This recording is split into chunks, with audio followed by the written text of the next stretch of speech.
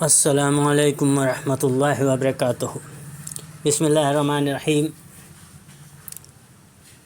بدگمانی کے تعلق سے کچھ باتیں ہیں کہ بدگمانی بڑی ہی بے رحم، قاتل اور سفاک صفت ہے۔ یہ بڑی ہی بے رحمی سے مضبوط تعلقات پر چھری پھیر دیتی ہے اور رشتے ناتوں کی لہلہاتی فصل پر دراتی چلا دیتی ہے۔ بدگمانی محبت کرنے والے دلوں کو پارا پارا اور چاہنے والوں کے جگر کو پاش پاش کر دیتی ہے۔ بدگمانی دلوں کو زخمی اور کلیجوں کو چھلنی کر ڈالتی ہے۔ بدگمانی نفرت کا ایسا بیج ہوتی ہے جس کی فصل دیکھتے ہی دیکھتے لہلاتے قلوب و اذہان کو لہولہان کرنے لگتی ہے، اور پھر دھیرے دھیرے محبت کے برگ و بار ٹوٹ ٹوٹ کر اور الفت کے شجر سایہ دار سوکھ سوکھ کر خود بخود گرنے لگتے ہیں۔ اجتماعی زندگی کے لیے بدگمانی زہر ہلاہل سے کم نہیں۔ بدگمانی کا سرطان ہنستی مسکراتی اجتماعی زندگی کو دیکھتے ہی دیکھتے چٹ کر جاتا ہے۔ اہل خیرت کے تجربات و مشاہدات دونوں اس بات کی تصدیق کرتے ہیں کہ بدگمانی آپسی تعلقات کو تہس نہس اور ریزہ ریزہ کر دیتی ہے۔ بدگمانی احباب کی ہنستی مسکراتی گل گلزار زندگی کے لیے موت ثابت ہوتی ہے۔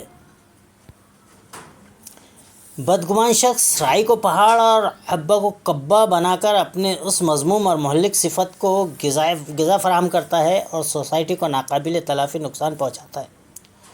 سوء ظن کا حامل دراصل ہوائے نفس کے دوش پر سوار ہوتا ہے اور وہ وہی بات قبول و تسلیم کرتا ہے جو اس کی بدگمانی کے عین مطابق ہو، بھلے ہی حقیقت میں اس کی کوئی حیثیت نہ ہو۔ بدگمانی ایک مرض ہے جس کا تعلق دل و دماغ دونوں سے ہے۔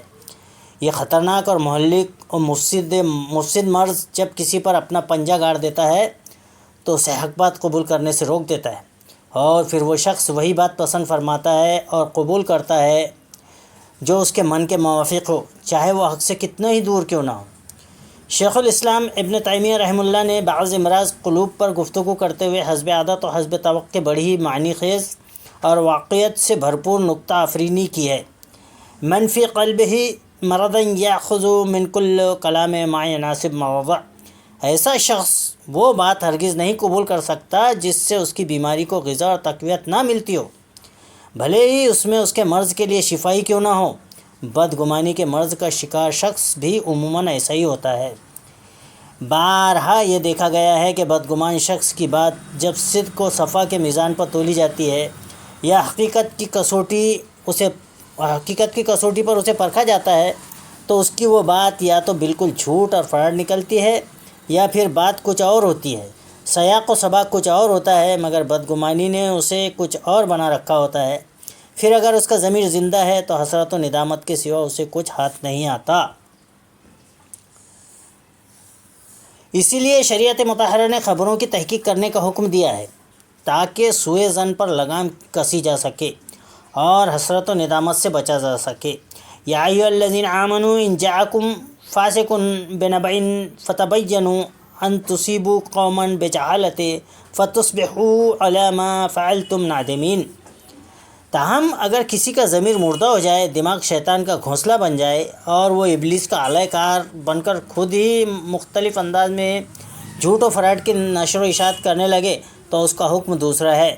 اسے نہ ندامت ہوتی ہے نہ ہی حسرت، البتہ اللہ تعالیٰ بسا اوقات اس سے توبہ و انابت کی توفیق چھین لیتا ہے، اور پھر جب پاپ کا گھڑا لبالب بھر جاتا ہے تو اسے اللہ رب العزت اپنی حکمت و مشیت سے آخرت سے پہلے دنیا میں ہی ذلیل و رسوا کر دیتا ہے۔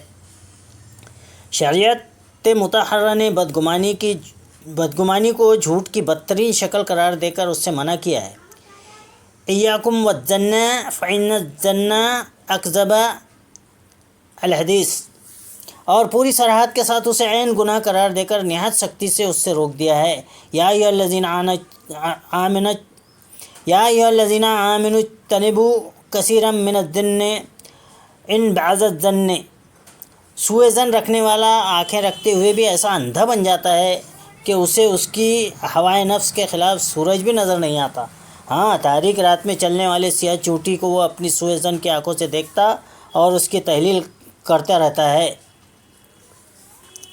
بدگمان شخص کے متناقض طبیعت اور عقلی اختلال و ذہنی مرض کا عالم یہ ہوتا ہے کہ بسا اوقات وہ جس سے بدگمان ہوتا ہے اس کے ذاتی حسن سلوک اور شخصی تعامل کو تو وہ بڑی آسانی سے پوری طرح نظر انداز کر جاتا ہے، مگر اس کے تئیں دور دراز سے آئی اور سنی سنائی باتوں کو جو اس مرض کو تقویت پہنچاتی ہیں، بنا تحقیق بلکہ بلا تعمل پوری طرح تصدیق کرتا ہے۔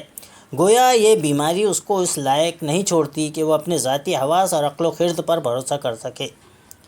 اللہ تعالی ہمیں بدگمانی سے محفوظ رکھے۔